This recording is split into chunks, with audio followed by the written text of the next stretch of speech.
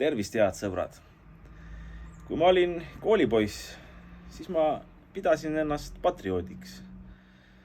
Ma kuulasin, siis keegi seda veel ei kuulanud, Eesti patriootlikku muusikat, lugesin meie vabadussõja ajalugu ja meie raskest minevikust, kuidas näiteks kolhoosidesse inimesi sunniti. Aga kolhoosidesse ei sunnitud inimesi mitte relvaähvardusel, nii nagu üldine narratiiv püüab jätta muljet, vaid kui ajalugu uurida, siis tehti ju niimoodi, et eratalude maksud tõsteti võrreldes kolhoosidele kehtinud maksudega nii kõrgeks, et need ei olnud võimalik tasuda, aga teoorias need maksud olid, teoorias oli võimalik sul erataluga jätkata. Paljud püüdsidki veri ninast väljas, maksta need makse, lõpuks ei suutnud, läksid pankrotti. Siis kuulutati kulakuks nad, saadeti Siberisse.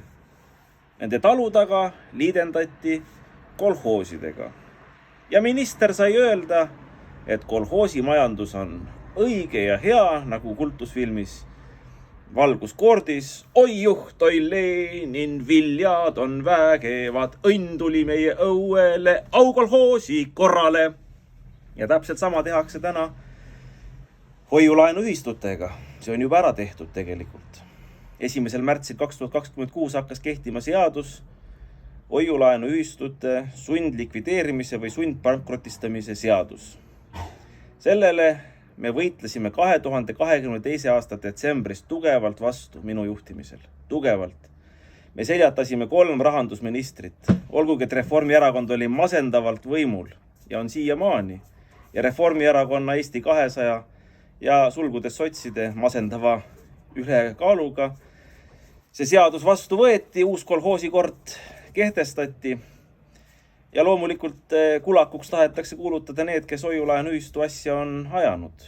No on selge, et ega nüüd ei ole Tartu hoiulaenuühistu ainukene, vaid ka juba raha hoiulaenuühistu lõpetab ja peatselt tulevad teised. Õnn on ja tänu Jumalale, kui nad saavad lõpetada ilma pankrotita. Aga teate, miks ilma pankrotita peaaegu, et ei ole võimalik lõpetada? Lõpetada tuleb igal juhul sellepärast, et kehtima hakanud seadus keelab pikendada hoiuseid hoiulaenuühistul ja võtta uusi hoiuseid. Hoiused on võetud aastaks. See tähendab seda, et hiljemalt aasta pärast, nüüd juba vähem kui aasta pärast, tuleb kõikidele hoiustajatele raha välja maksta, aga hoiuste arvelt umbes 90% ulatuses, sest 10% on reserve. On antud laenusid, aga laenud on antud kuni 10 aastaks. See tähendab seda, et igal juhul pankroti olukord tekib kõikidel hoiulaenuühistutel.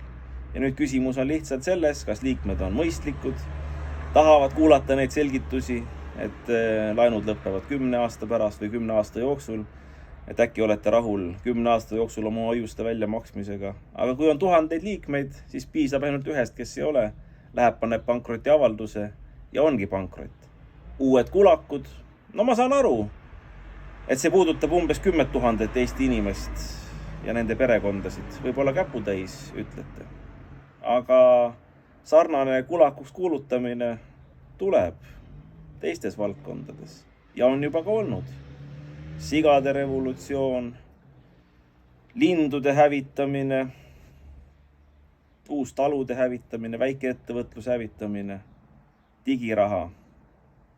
Kurb, aga me eestlastena peaksime vastu hakkama ja mitte üksteist kulakuks kuulutama.